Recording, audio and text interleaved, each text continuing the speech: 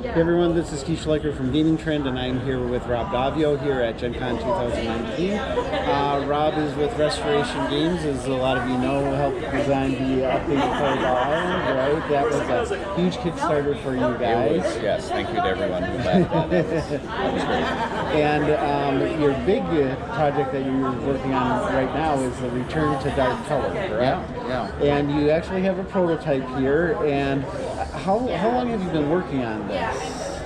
Over 2 years, maybe? Oh, wow. Well, it's Isaac Childress, right. Myself as the designers, and then Justin Jacobson of Restoration is also doing design a little bit. And we have a developer, and a tower designer, and an engineer, and an app company, and it's a lot of moving pieces. It's a lot of moving pieces. It's a big project, and we're trying to, part of my job is try to make sure all of these pieces come together, right? That the person doing the tower knows what the app's doing, and we know how that balances with the cards, and so it all feels like it just came together, right? The whole goal is you can never take any piece of it and just take it away, even though they were designed in different pieces. They all have to feel like one ecosystem. And I know that you take recommendations for games to update on your website, and Fireball Island was like one of the highest rated ones. Dark Tower must have Dark Tower was up there. There are 2 or 3 others that are regularly up there that we would like to get, and we're trying to, but I know all have issues. Rights questions as far as who owns the game.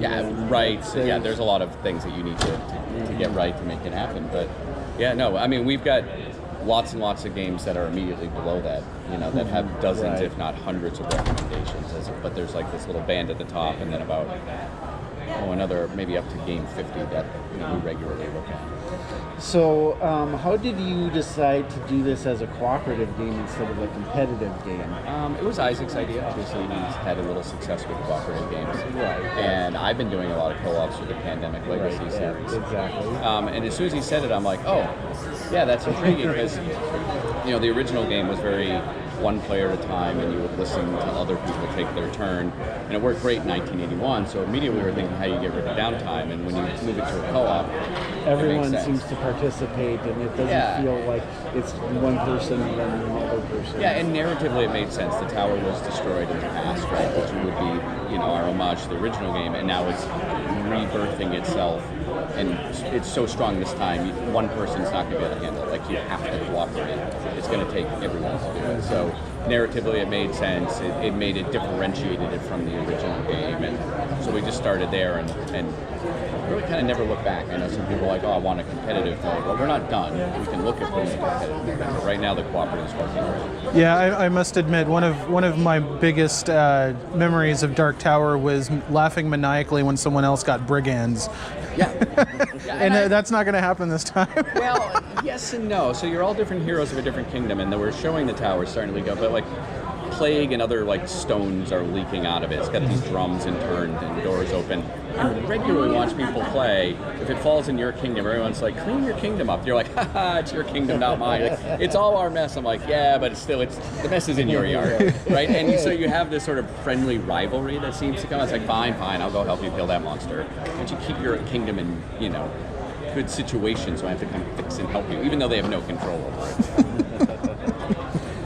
So how did Isaac come on board with your... We just asked him. Oh, okay. We asked him at the right time. Gloomhaven had just come out, and we're like, this is going to be big. This is a good game. Let's get him on Return to Dark Tower. So it was like 3 years ago. And then Gloomhaven became very big. Yeah. We're like, you signed a contract, you got to stay with us. No, he's happy to be with us, right? And we have very different design styles in a cool way. Right? I'm very experiency in the math, like I deal with later, and he's very math-oriented and making sure stuff's balanced. And then he has he can see stuff. I'll have this crazy idea, and I'll be like, this is going to be great. And he's like, no, here's why it's not going to work. And I'm like, that's right. Good call. Boy, you just saved me a whole month of having to figure that out. So I know that some designers work well by themselves and some work well in collaborations. And, it seems to be an interest in collaboration than to have the different personalities. Sure, I mean, I worked at Hasbro for 14 years. I'm used to working on teams with loud people. I'm a talker. I like jamming and throwing ideas around. Isaac's more introspective. It's not like he doesn't like to talk, but he does his best thinking like when he has the quiet time to do so, and I do my best thinking in the middle of a crowded room trying to sell an idea. and so just sometimes it's more his style, and sometimes it's more my style, and sometimes we separate and do things, and sometimes we come together and do things, and just as long as we know people's styles, it's not a big deal. And we are here with Isaac Childress, the designer of Gloomhaven. Now, you are involved with the Return to Dark Tower project. Yeah. How did that come about? I mean, I don't want to say it came from nowhere, but you know, Gloomhaven became big, and then all of a sudden it was announced that you were working on that with Restoration Games. How long has this been in the works? I mean, Justin from Restoration approached me about it, like pretty much right after Gloomhaven came out. He was, you know, a backer on the first Kickstarter, so he got his copy and he loved the game, and I guess, you know, he had this in his back pocket that he was working on it, and so he reached out to me and said, hey, you know, do you want to work on this project? You know, Rob Daviau is also going to be working on it, and I'm like, well, I mean, sure, why not? Let's try it. You know, it's like, yeah, why not take that opportunity to work with Rob Daviau and on this really cool project. I'd never actually played the original Dark Tower at that point, you know, so I wasn't really invested in that IP, but like, you know, I was very interested in the idea, you know, at that time we were still talking about like app integration and sort of having these randomized quests, so like every game would be different. And I sort of saw it as like, you know, like a larger scope Gloomhaven sort of thing, right? Where you've got, I mean, it sort of developed since then, but, you know, this idea that you've got these characters running around this map, like pursuing quests that can like constantly like change depending on your actions. You know, based on like this intelligent map that's sort of tracking your progress and making sure that it stays challenging. So, has working on a collaboration been a little different than doing solo design? Oh yeah, for sure. Yeah, especially, you know, like Justin lives down in Florida, and Rob lives in Massachusetts, and I live in Indiana. So, you know, we talk on Skype, but you know, there's chances where we get together at a game convention, especially like this. You know, they finally got in like the first good like prototype of the tower itself, and they've been playing around with it. It's been good to like. Yeah, I think we get a lot more work done at conventions when we can all be together. It's a little more difficult when we're all spread apart across the country. Do you find that you work differently than Rob does? Well, yeah, sure. I think we all have different ways of working. Yeah, we've talked about it. You know, where he actually likes to like sit down with somebody else and sort of just talk through everything, just like stream of consciousness, like going through everything and like talking about it. Where I'm more of like a solitary designer, where I, you know, just sit on my computer and stare at a spreadsheet and think about it that way, you know. I can't imagine starting a game design with a spreadsheet, but I suppose I know that when you're doing balancing, things like that really are helpful for getting the balance. Yeah, you don't start the game design with a spreadsheet, but it always ends up there eventually. So how is the app going to integrate with the game? Well, the app's going to talk to the tower Okay. through Bluetooth. Oh. So the tower will know what the app's doing, and the app will know what the tower's doing. Now, neither of them will quite know what's going on the board, because we're trying to eliminate having to tell the tower, I've moved here, I've done this, but we can glean some stuff. Right? If you know, if there are 4 monsters on the board and you do battle through the app, you got this cool dynamic card deck type thing.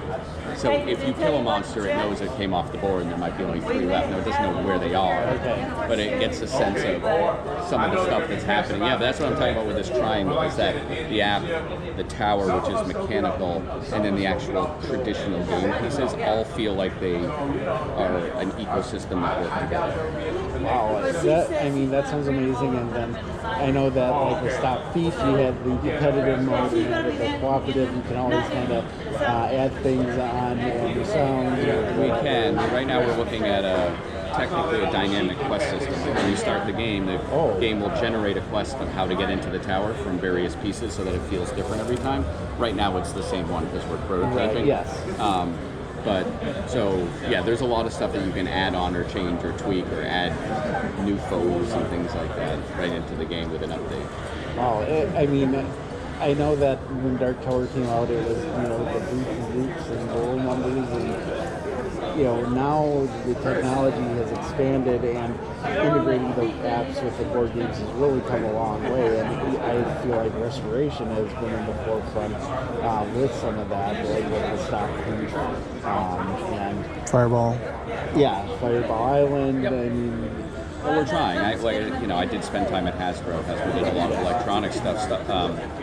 Dark Tower 1981 was cutting edge technology at its time. Exactly. So we have to be like, well, what feels cutting edge now? What feels unexpected? That's why it's taken so long. It's one thing to say, we've had the tower do all sorts of different things. We've had it too important, we've had it not important enough, we've had it growing, we've had it turning, we've had it not talking to phones, we've had it talking too much to phones, and and eventually what you don't want to do. Sorry, that's a really good Darth Vader costume going on.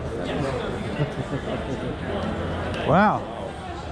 Sorry. I'm impressed. Yeah. Usually I don't lose focus. Dark Lord of the Sith goes by, catches your attention. Impressive. Yeah. Most impressive. So, But yeah, we're kind of trying to stay. We wanted people to feel like, I haven't seen anything like this, which is what the reaction was in 1981. So sometimes we want to have the same reaction and the same feel, just in a new way.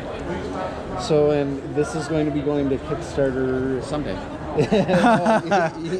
you don't have any estimate on that? No, we have internal estimates, and we were hoping to be able to announce them today. But when you're doing something this complicated, the factories are like, they can't even give us a fully accurate cost yet. Right. And so the last thing you want to do is announce a date and a time and a price for a Kickstarter, and then go, just kidding, it's 3 months later and more expensive, or 2 months later and less expensive, and then it just makes it look like you don't know what you're doing. So we want to get it absolutely right. And Well, then come up with our and the message. tower looks a lot different than what I had envisioned. Obviously, it's still a prototype, but Yeah, it doesn't have its clothes on right now, right? It's just all Exactly. wires and you know everything like that.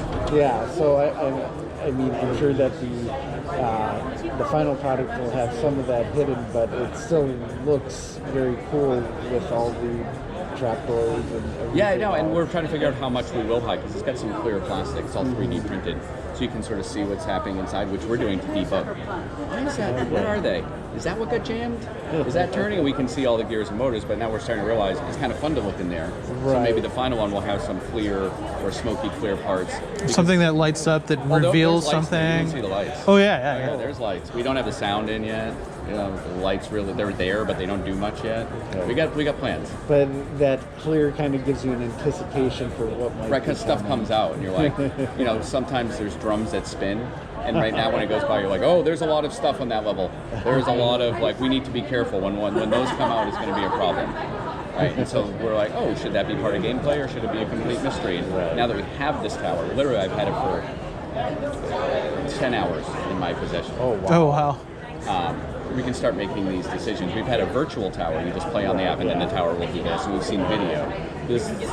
We have yet to play, and we're going to do it today for the first time, the real tower on the board as part of gameplay. Cool. We'll see. Yeah. I have one quick question. Yeah. You were mentioning that it doesn't have the sound yet. When you do introduce the sound to the game, are you going to pull from the original? We can't use those. Those are copyrighted files. But we can recreate things that are similar. Okay. We will probably have more modern sounds, and then something on the app where you can say classic mode like we do in Stop Thief if you want it to be more 8-bit sound. Gotcha. But that's a decision for a year from now. Yeah.